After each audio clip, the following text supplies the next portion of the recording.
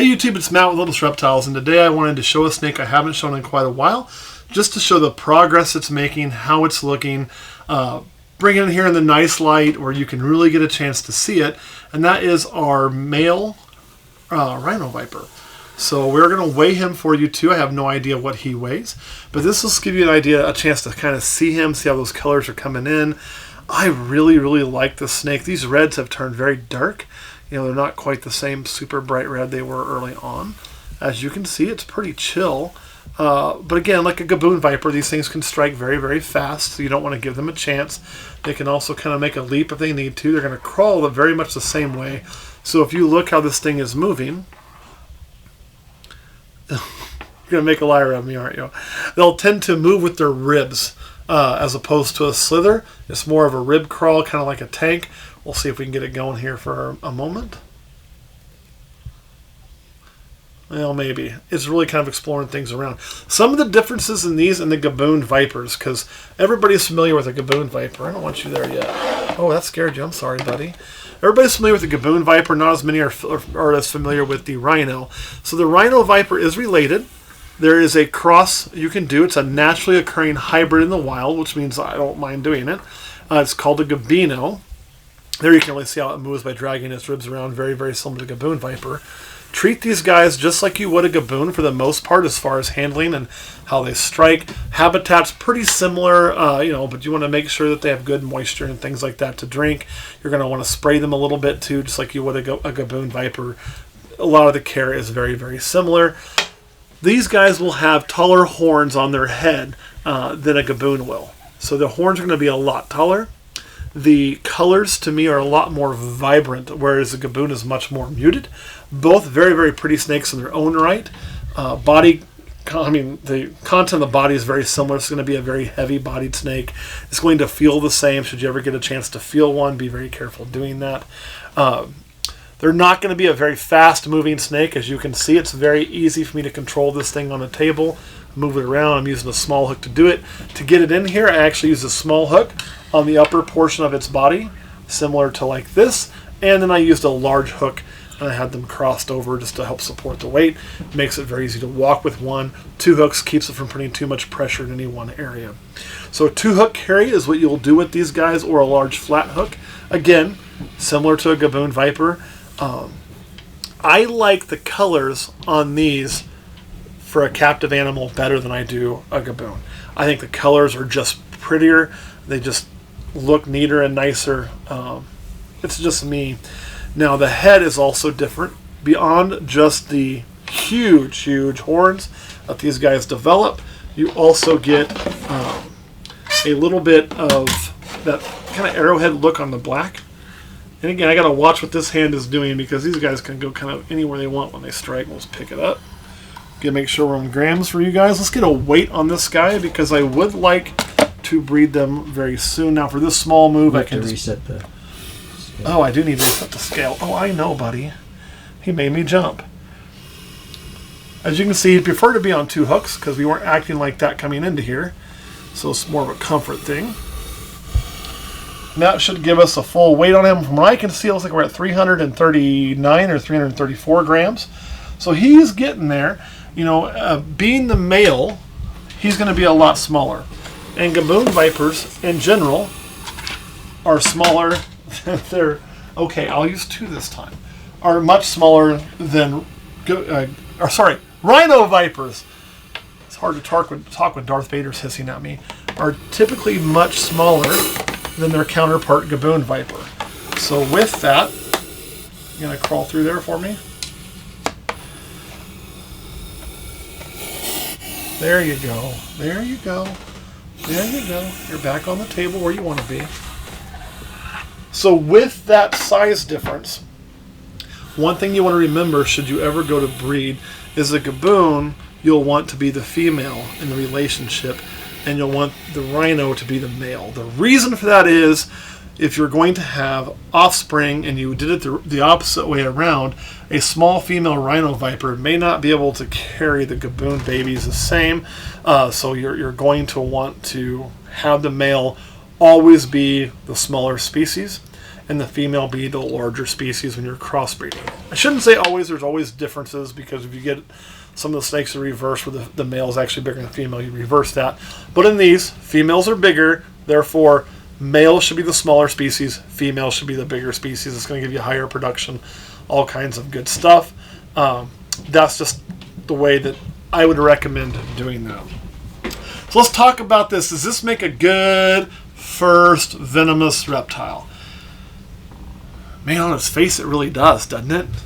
I mean, you think about it, it's like Gaboon Viper light. They're smaller. They're about as easy as you can see. Now, this thing here looks chill right now, but you hear all the noise it's making. It's not moving. It's hoping to be hiding. It would light me up if I gave it a chance. I got no doubt about that. You just got to kind of learn your animal, so I'm not going to go down there and mess with it now. But the size is pretty good.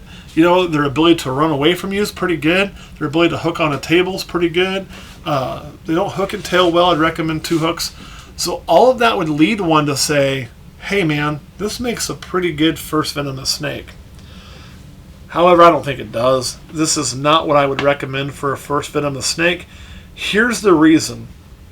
Well, this thing's bite isn't going to be as toxic as a gaboon, because it's just not going to have the same venom production as a big gaboon. It's going to be a lot less venom. Its bite is still very, very serious. It can still cause death. There's a lot of problems from these.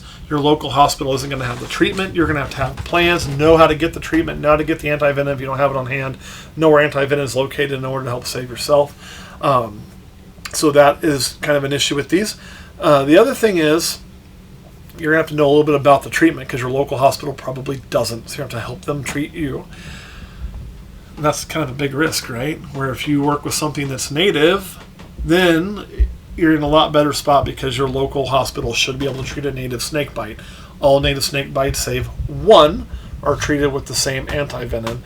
Of course, that one would be the coral snake, is not using crowfab like cottonmouth, copperhead, and all your rattlesnakes pretty much do. So I would not recommend this for a first snake. The other thing is, these snakes that tend to be very docile and tend to move very slowly tend to teach bad habits. When you get this for your first venomous, you can get away with a lot more with one of these guys until the day it decides you can't, and that day may honestly never come. So I see Gaboon Vipers, I see RHINO Vipers develop bad habits in people. You know, because they start getting too close, they start not thinking like, you know, here I don't know how the camera shows it, but this is a fairly long hook, and you can see my body doesn't reach there. Now, this isn't a super long hook. It's probably about 2 feet. So I'm staying over 2 feet from that snake and over 3 feet from the head. This snake could probably strike, flip itself off the table, and land on the ground, but it couldn't really hit me from here, so I'd have time to move out the way and then deal with that. You know, I'm not putting my hand up there where it can flip backwards and bite at strike range backwards about here and then falling off when it can't land. Its strike range forward would be more of a lunge right now. That's how they're going to do it. So it's not a huge strike range, but we're also not going to tempt our fates. I see people want to free handle these. I personally recommend against that. It's not what I think is a good idea. It's a good way to get bit. You know, if you choose to do that, hey man, we all make personal choices, but just know the risk you're taking, and if you choose to take that risk, I guess that's on you too. So, this is just an update. I saw you cocking your head there, buddy, on our RHINO Viper and how he's doing, and I guess I should go ahead and say our plans for this RHINO Viper. I do intend to breed this RHINO Viper to our Gaboon Viper. Probably not this season. I'm going to give another year of growth, give her another few years of growth. I'm in no rush. But the plan is to pair those two eventually to try to produce gabinos to sell outside of the state that we live in, as would be required by our local laws on that. But that is our intent. Our intent is to breed those two together. It's just, we'll do it when we get to it and when the size is there. It ain't going to be tomorrow or next week or next year. This isn't an advertisement to buy gabinos. I just like this snake deserves more camera time than I give it. Stays hidden, stays in the room a lot, and I wanted to update this animal with you and share it with you today. You see how that thing is a little jumpy? See that? That is a sign that it doesn't want to be trifled with too much. Kurt, anything you want to add about this animal? So when you breed them two together, do they have live birth or eggs? Gaboons are going to be live birth snakes, so you will get live babies out of them. Now, when I brought this snake in here, I did not use the bucket. I just carried it on the hooks. But since it's so tense right now, I'm going to put it in the bucket just to make it more comfortable to carry in there and not have it try to jump off the hooks and cause me problems or hurt itself. So that's why we're getting that out. Anything else, Kurt? No. All right, guys, we are going to put this over. We're going to put this up. We also are doing this because right now, here's the other thing. When we go to Patreon, Caleb's going to talk about what he was doing while we were filming this. And we're going to show you some of the venomous red rattlesnake babies that will soon be available whenever I just decide to make them available. I'd like to see about 2 more sheds out of all of them for my own selfish needs, and then we'll start getting rid of them. And we're going to talk about some of the things, if you've never kept HOTS, to consider and that you need to do to prepare yourself and be ready for. And some of the myths that I hear new keepers talk about, like, I can do it because I'm going to put it in the cage and never, ever get it out. We'll talk about that and why that's not going to be the case. And then we'll show some of those red babies off. Kurt, any more questions? Nope. All right, guys. I'm going to put this back in the bucket, and I'll try to show you how we 2-hooked that before. And what I simply did is in this hand,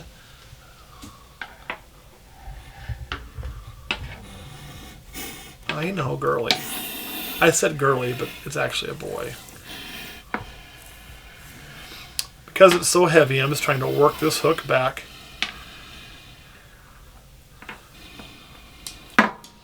Probably won't have the hooks crossed this time. We're going to pick it up just like that, putting a lot of the weight on both. And bring it down in here.